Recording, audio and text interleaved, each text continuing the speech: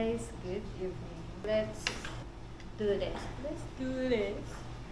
So, ang aming dinner ay pansit canton, pandesal, hotdog, and egg.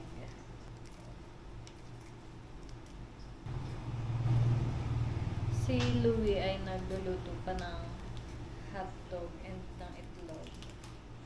Kaka-uwi-uwi lang namin guys and nagdiretso luto na kami ng dinner pagka-uwi para after namin mag-dinner, magpapahinga na kami. Sorry guys, sobrang unhealthy ng aming food. But minsan lang naman. Good morning, guys. So, today is Wednesday, September 10, and papasok na ako sa office. Dito na ako sa bus terminal, and what the hell? Charot. And ayun, sama ng pakaramdam ko, guys. Sobrang lala ng sipon ko, and masakit yung lalamunan ko. And medyo nahihirapan ako kasi feeling ko magkakasakit ako. Feeling ko tatrangkasuhin na ako, guys. So, kailangan ko uminom ng gamot mamaya. Hindi ako nakainom ng gamot kagabi kasi wala.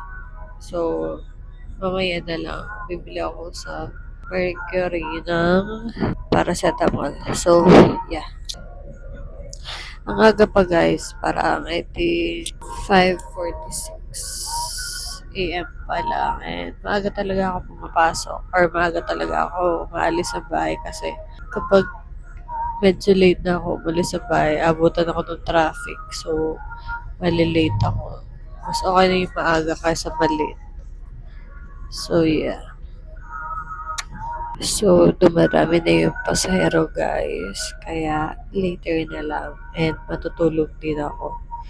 So, sana naririnig niyo ako dahil ang hina talaga ng boses ko dito. Hehe.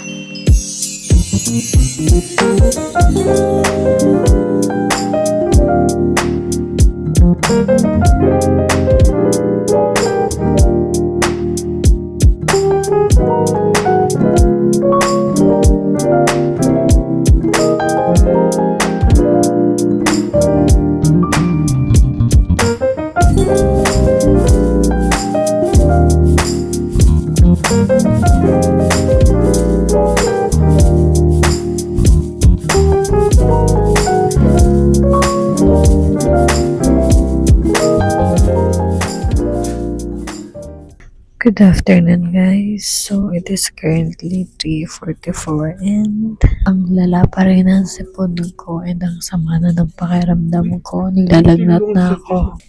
So, yun nga, sama na ng pakiramdam ko and hindi ako makahanap ng schedule sa clinic. So, sana magpa-check up para makahirin ako ng gamot. Pero yun nga, wala akong makausap. So, hindi ako makahanap pala ng schedule. So, ang bigat sa pakaramdam. As in. So, yung pinaka-latest schedule na available is bukas pa. Yeah. Bino ko na lang yung bukas.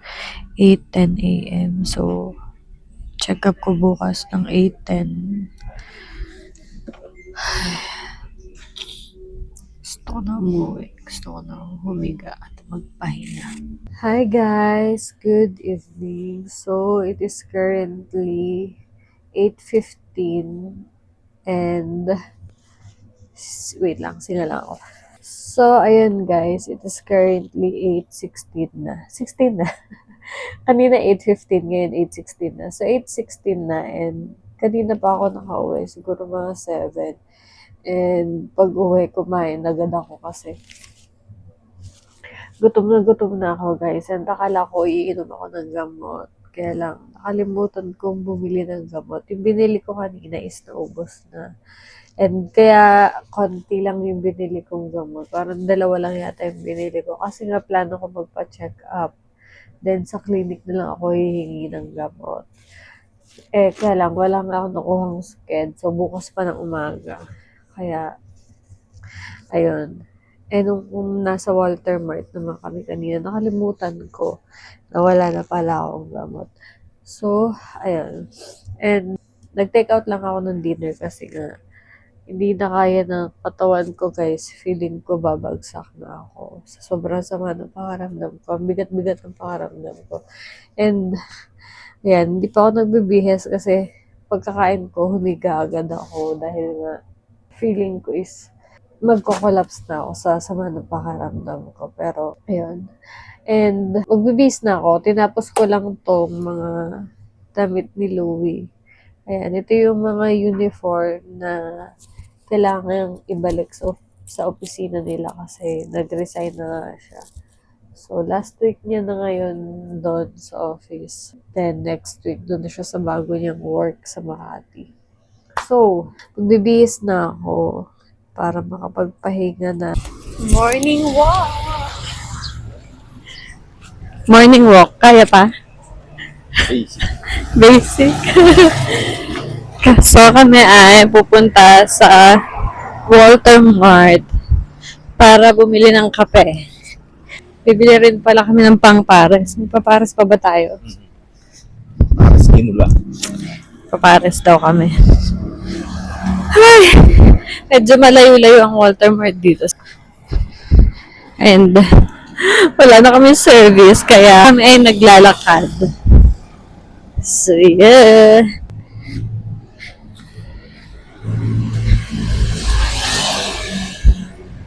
Sidewalk. Medyo hinihingal na ako.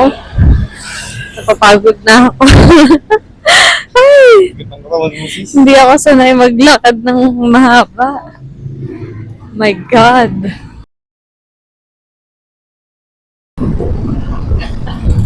Ang mga nag-walking, naka-tricycle na pabalik. So, kami pabalik na sa bahay. And sa palengke na lang daw kami bibili ng pang-pares. So, talagang pinunta lang namin sa Walter Mart. Pick up coffee. Kami lang talagang pinunta namin. So guys, nakabalik na kami dito sa bahay and hindi na ako nakapag-video habang namimili kami ng mga ingredients para sa aming pares. Pero, ayun. And nakapag ano na rin pala kami, prepare, nanlulutuin. Pinapakuluan na namin yung baka and mamaya gagawa ako ng chili garlic oil. So, nakapaggayat na rin ako ng bawang and ng sili. So, inintay ko lang matapos si Louie pagpapakulo nung baka, nung beef, bago ko lutuin yung chili garlic oil. So, yun ang lunch namin, guys. And, kanina sa Walter Mart, bumili nga kami ng kape and nag-take out lang ako ng McDo, which is hindi ko pa nakakain. Ito siya, McDo, pick up coffee, yung kanilang cafe Swada. And then, si Louie nag-take out ng Pande Manila, pero naubos niya na. So, ako na lang ang hindi pa kumakain ng almusal. So, magagawin pa namin today. Parang wala naman na. Magpapahinga lang kami buong araw and bukas. Si Louie pala mamaya magdadala siya ng ipapalaundry. Ako ay tingnan ko kung makakapaglinis ako sa kwarto. Mag-organize ako ng mga gamit kung nakakalat doon. Hindi pa pala ako nagpapaalam sa nanay ko na hindi ako uuwi ngayong weekend. So, mamaya i-chat ko siya. Some of us use this purpose as an opportunity to learn and grow. And then some other people use that as top of the chair, the invention. Chili garlic oil. Naamoy ko na ang sili. Guys, ito na ang aking chili garlic oil. Ayan. Para siyang itim na itim, pero hindi. sa camera lang siya. And wow, pinatikim ko siya kay Louie and super anghang daw. Sobrang dami ko talaga nilagyan yung siles din. Kasi yung last time na ginawa ni Louie na chili garlic oil, hindi siya masyadong umanghang dahil kakunti nga yung sili. So, ako, ang ginawa ko talagang tinadtad ko yung sili. Then, inuna ko siyang lutuin. Then, tsaka ko nilagay yung garlic para lutong-luto yung, yung sili and mas lumabas talaga yung anghang niya. So, yeah, medyo mainit pa siya. Excited na ako magpares, guys. Yung pares, si Louie na ang bahala doon. So, ang gagawin ko naman ay hugasan itong aking mga ginamit. Kaya, let's G. I believe in God our Father. I believe in Christ the Son. I believe in the Holy Spirit. Our God is three in one. I believe in the resurrection. I believe in the rise again. For I believe in the name of Jesus. So, tapos na akong magsimpan. And, ano bang gagawin ko? Papahinga naman. Dahil nakakapagod din. So, yeah. Mag-edit ako ng vlog dito sa iPad ni Louie. Parang may bagong vlog si Kyla D. So, later ko na yung papanoorin. Mag-edit muna ako ng vlog.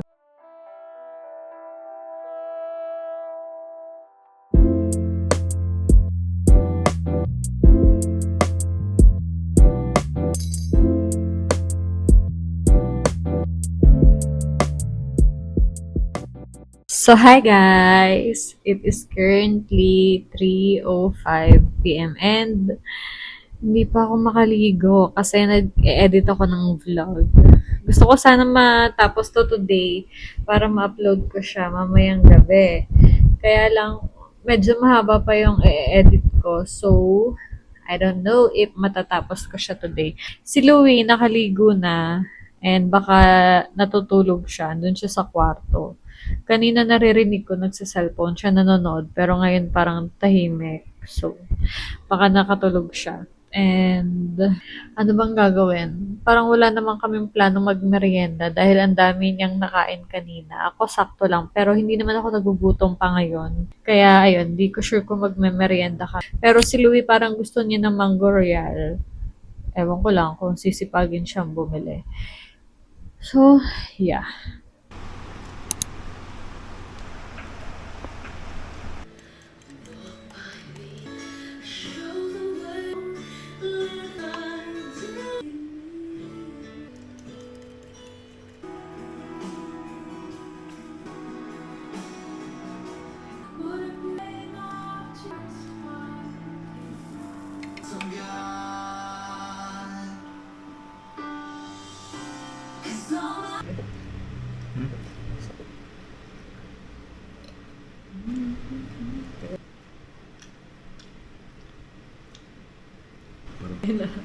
Sumitik ka, ma-check na. Ako ba muna?